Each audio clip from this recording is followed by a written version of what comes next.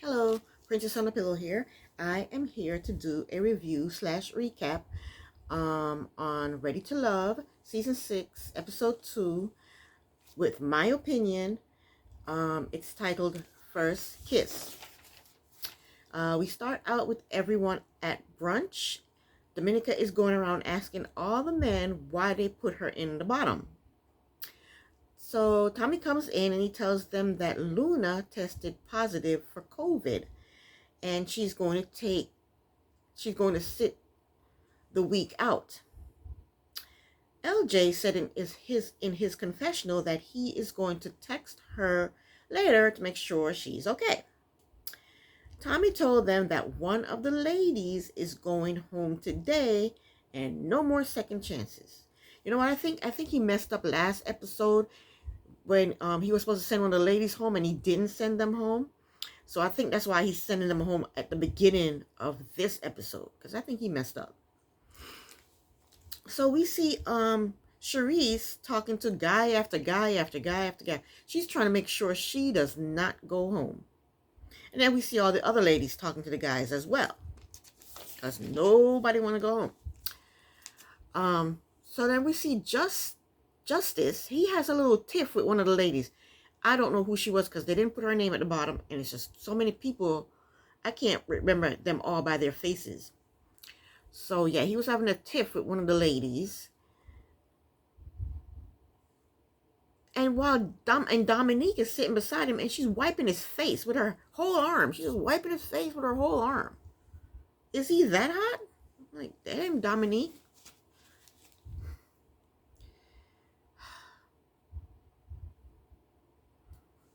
So then Charisse told Dominique that she needs to turn down the volume. And Mike is there and he can't stand Charisse. He said in his confessional that he was uncomfortable when Charisse told Dominique to turn the volume down. And this week, I was able to see the whites of Mike's eyes. Last episode, I couldn't see the white of his eyes. But this week, I can see him a little bit. I heard a rumor that he has an expensive Airbnb and that he was also a stripper. That's the rumor that I heard. Anyway, Dominique said she knows that her voice is loud, and Charisse told her that she almost burst her eardrum. Come on, Charisse, you're being ridiculous. Dominique asked her, so she said, well, why didn't you tell me? And Charisse said, well, I'm telling you now. Turn the volume down a little bit. Take it down a notch. So then Tommy comes back and takes the men to the lounge, and he asks them which lady is not standing out. And these are the names they threw out. They said Trinika, Kayla. Which other ladies are not standing out? That means which one they're not feeling, right? Which ones aren't shining, right? But they threw out Tanika, Kayla, and Charisse. Then he says which one has red flags. They said Jamila, Caden, and Kayla. I don't understand. Which one is not standing out means which one is not shining, which one they're not feeling. And then which one is showing red flags means the same thing. Which one is not, they're not feeling. There's a red flag on the plate. We got to watch out for this one. So I don't know. So Tommy asked, if Dominica and Charisse open up themselves more. And that's it right there. He knew he should have gotten rid of one of those last episode, either Charisse or Dominica, and he didn't. And somebody probably bitched about it or complained about it. Because now he's throwing their names out. Nobody mentioned their names. First, he's going to ask which lady is not standing out because he wants them to throw out Dominica and Charisse's name. They didn't do that. Then he says which one's showing red flags. And they still didn't throw out Dominica and Charisse's name. So now he asks is Dominica and Charisse, did they open up more to you? Now he throws their name out because nobody throws their name out. Now he throws their name out because he knew he should have gotten rid of one of them. And now that's what he wants to do. He wants to get rid of one of them. You think he's slick? We know what's going on. So the guys think that Dominica is like a sister. And they said Charisse was dipping in and out. She was talking to them, but she wasn't giving them anything substantial. She was just, barely talking to them, trying to go around and make sure she talked to every guy. So they show us going over to the ladies. The ladies are talking by themselves. And Charisse is saying that she wanted to know why she was in the bottom because she thinks she's a catch. And I think Charisse is a mole. There used to be a reality show called The Mole. A whole bunch of people, they do a whole bunch of tasks. And there's a person there that's trying to sabotage the game. And I love that show. And it was called The Mole. I think Charisse is the mole because why is she always arguing with these ladies? She always pick arguments with these ladies. And I don't know why. Why would you do that? You're on a dating show. Screw these ladies. We ain't got time for these ladies. You're supposed to be interested in these men, not the ladies. But she's constantly arguing with these ladies. So she's telling them that she don't understand why she was in the bottom. She knows she's a catch, blah, blah, blah, blah, blah, blah. And the women are looking at her like, they're looking at her like that. So I think she's the mole. I think they put her on the show to stir up these ladies, just to make it interesting. I think she's being paid to rile the ladies up. That's what I think. So the ladies and Charisse, they get into some kind of disagreement about the role of a woman in a man's life. And I don't agree with what any of them were saying. Because in my experience, I've had 2 husbands, 2 divorces. And in my experience, every relationship is different. Every man is different. They're not all the same. So your role is different. Like my last husband, he wanted me to cook every day. Who's doing that shit? Nobody's doing that. He wanted me to cook every day and he would get really upset. You know? My first husband, he was independent in the kitchen. He didn't care if I cooked. He cooked. He liked cooking. So the roles are different. Men are different. So your role is different in every relationship. That's my experience. So I didn't agree with what they were saying. Okay? So Tommy get everyone together. And he said, according to the men, one of you ladies is not ready to love. So Dominique says in her confessional that it can't be me.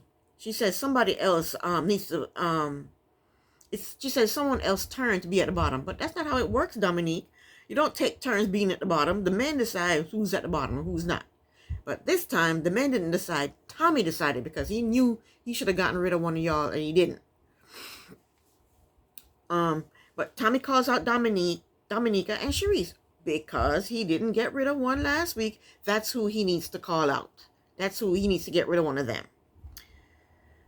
He told him to step forward, and he told Dominique basically that she got to go home, and she went home. Because that's what he should have done last episode, which he failed to do, and somebody complained. Anywho, Tommy told the men that now the women, they have the power to eliminate one of the guys at the end of the week. So then we see Jamila. She goes on a date with Swayze. I don't like his name. I don't think that's what his mother named him. I think that's a nickname he made up for himself, something that he likes, Swayze. I don't know how to pronounce it. I don't like it. But he goes out on a date with Jamila. They go to like a bar slash restaurant type place. And when they meet up, they hug. And right off the bat, she gives him a compliment. She tells him he smells good. Why are these women always complimenting these men? Let them compliment you. Think about the things that women do to get ready to go out. Our hair, our nails, eyelashes, makeup, lipstick, jewelry, nails, toes, shave, pluck our eyebrows out of our freaking head. The things we do to get ready to go out and the things they do to get... Let them compliment you. Quick compliment. He smells nice. And then he doesn't compliment her back. No, of course not. She told him that he's a flirt. And he says he's not a flirt. He's just being nice. Then he said this is his first time being single. He always have a girl. And this is his first time being single. And blah, blah, blah, blah, blah. I'm not interested in what they're talking about. I really don't like either of them.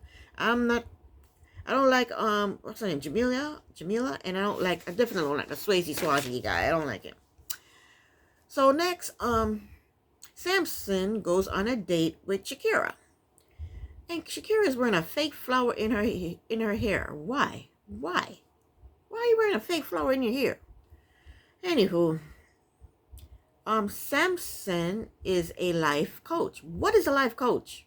What is that? That's a job? I've heard of life coaches, but is that an actual job? What is that? You tell adults how to live their lives? They should already know how to live their lives.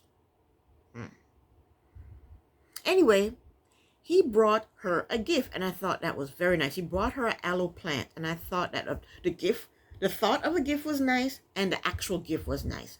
I like that.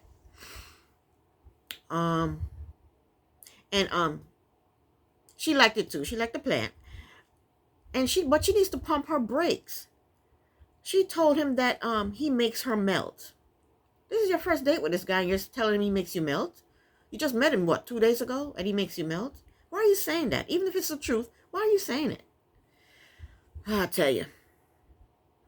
So he asked her how was it growing up with her mom being in the military and her father being in law enforcement.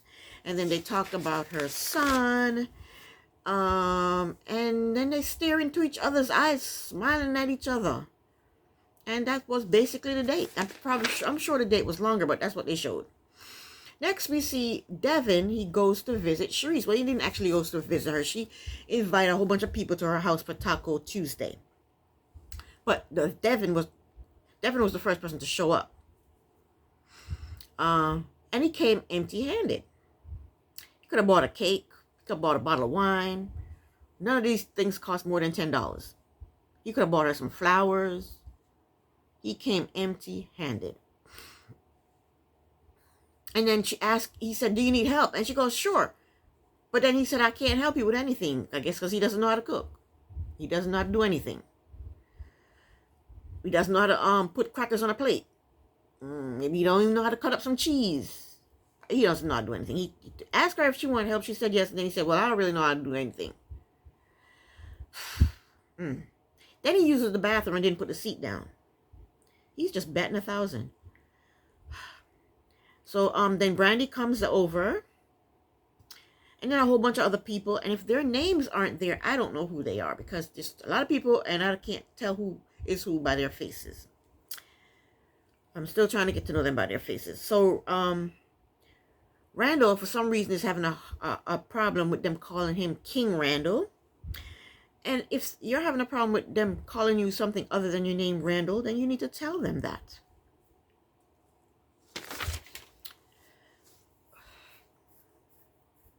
So somebody yells out that Mike is Brandy's boyfriend, and everybody laugh.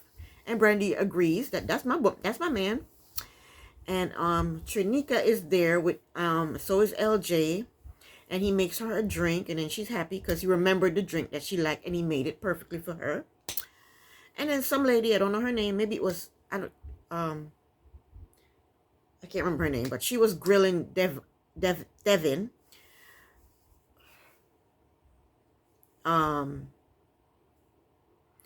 She was talking to him, and he wasn't giving straight answers. Devin, he needs to go home. I don't think Devin is there to find love. I think he's just there to be on TV.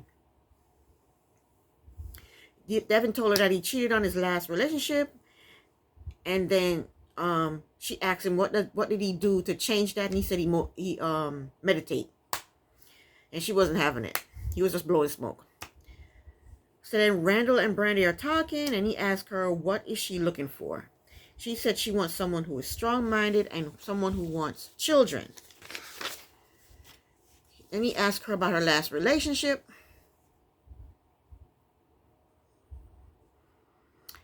And then Randall told Cherise basically that he did not like her referring to him as a king. And Cherise apologized to Randall. In his confessional, Devin said being romantic is not his forte. And of course we know that. He needs to go home. And he's sweating like a pig. He said, I guess when he gets nervous, he sweats. He's just sweating. I sweat too, but I'm 50. I'm going through the change. I'm supposed to sweat. Okay? Anywho, next up, there's a meetup at a bowling alley with Kayla, Mike, Swaze, Lorenzo, Jamila, and Shakira. Mike said in his confessional that he doesn't want everyone to think that him and Brandy are a couple. He wants all the ladies to know that he's a free agent. So Alonzo bowls first, and he bowls a gutter ball. I think he needs to ask them to put up the bumpers on the side so that don't happen again. And Swazi bowled, he did better, but he only knocked on a few pins. He didn't knock them all down. He didn't get no strike. Seems like nobody there knows how to bowl. So Mike talks to Kayla and told her that he didn't know that she was 30 years old. I don't think a man should ever mention a woman's age. She can talk about her age all she wants, but don't you talk about it. Leave women's ages alone. Don't talk about women's age. That's what I think anyway. He asked her how many kids she wanted, and she said 2 boys. And I think Kayla is just saying what she thinks the man wants to hear. Yeah, I think that's the type of person she is. That's the type of female she is. She needs to allow them to impress her. You know, not the other way around. Let them impress you. So Alonzo, the gutterball king, he's trying to show Shakira how to bowl. And he has his hands all over her hips. In her confessional, she says she like it. Then we see Kayla talking to Swazi about his relationships. And he told her that he was dating an older woman and they bought a house together and she cheated on him. Then Kayla told him that she was engaged twice. One time the engagement broke up because the guy went back to his baby mama, and the other one broke up because the guy didn't want kids. So Alonzo and Swazi, they do a little bowling competition, and Kayla told them that the loser has to do 20 push-ups, and the winner gets a special surprise. And I noticed that nobody's wearing bowling shoes. They're all wearing sneakers. Is it because of COVID? Why they don't want everybody putting their feet in the same funky shoes? I haven't been bowling in a while, so I don't know what the rules are. So they're bowling, and Alonzo gets the strike, so he wins the competition. And I think that was just luck. I don't think he knows how to bowl. That was just luck on his part. In his confessional, Swazi said bowling is for old people. Because he lost, he said bowling is for old people. But it's a shame, Swazi, that old people can bowl better than you, huh? It's a shame. I wonder what else they can do better than you. Anyway, he goes to doing his push-ups, and Kayla gives Alonzo a peck. And then she gives Swazi a hug. And when she gave what's his name, Alonzo, the peck, his face looked like, damn, is that it? That's my special surprise.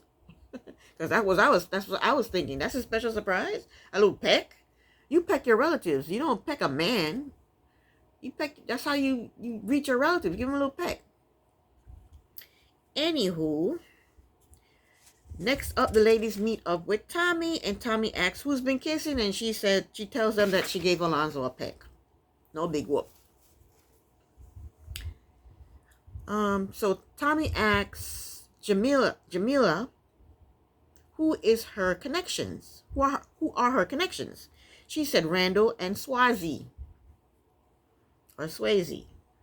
Tommy asks Brandy, who is her connection? She says Mike. She says she likes him. Physically she likes him, but he needs to open up. That's what she said. Excuse me. Tommy asked Shakira, who is her connection, and she said Samson. She said he's a gentleman, and he think that her having a son is an assess. You all know what I'm talking about. And she gets emotional when she's talking about her son. Then Tommy asks Kayla, who is not there for the right reasons. She said Justice. She only said that because last episode she had an argument with him. Shakira said Devin because he showed up. No, not Shakira. Charisse said Devin because he showed up at her house he showed up at her house empty-handed. And some of the other women, they said Devin also. They said he was sweaty. um, and some of the ladies, they throw out Mike's name. They said Mike, they had no connection with Mike. They said he has too much baggage because he has 3 kids. And a divorce. He's divorced, so he has an ex-wife, and he has 3 kids. So they said he has baggage. They said he has too much going on. 3 kids, divorce, not knowing if he wants kids. And then Kayla said, well, he told me he wanted kids. And Brandy said, well, if he doesn't want kids, then that's a deal breaker. So Tommy told them to take out these 2 guys and dump one of them. So then we see Devin. He meets up with Kaden.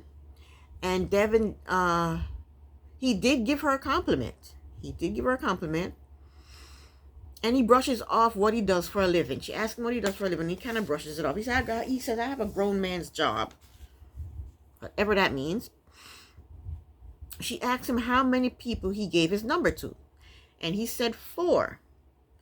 And he said, basically, he has a fear of being rejected. And then he says when he gets nervous, he sweats. And Kaden tells him that the ladies met up and they think that he is charming, he's good looking, he's awesome, he's funny. However, the ladies does not think that he is ready to love. And Devin, he took it well. He stuffed food in his mouth, and then he said, fair enough, and that was that. Then Mike meets up with Brandy, and Mike asks Brandy, how does she feel about marriage? And she told him that she's looking for the real deal. And he told her that, well, the real deal is in front of you. And she told him she wants 2 kids, and he's all for it. So he does want more kids. She told him that they met with Tommy, and the ladies went, the ladies want him to open up more. She tells him that they decide that he is ready to love. And that is the end of the episode. And this is the end of my review. Thank you so very much for watching. I'll be back next week with another review. Princess on a Pillow here. Bye.